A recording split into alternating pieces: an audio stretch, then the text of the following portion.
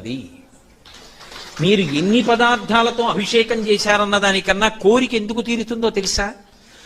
మీరు ధ్యానం ఎలా చేస్తున్నారన్న దాన్ని బట్టి తీరుతుంది. ఈ మాట నా సొంతంగా చెప్తున్నానని మీరు అనుకుంటున్నారేమో.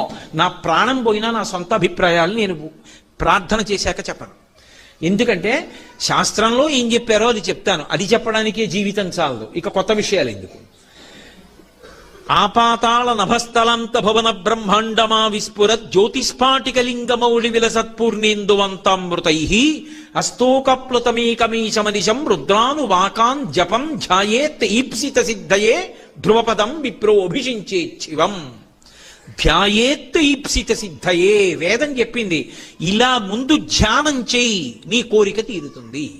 కోరిక అంటే అవసరమైతే తీరుతుంది అని అర్థం చేసుకోవాలి ఎప్పుడు. తెగని నేను అమెరికా అధ్యక్షుడిని అవ్వాలని కోరి అభిషేకం చేశానంటే అవలేదనకూడదు. ఆ కోరిక తీరితే నాకు అభ్యున్నతి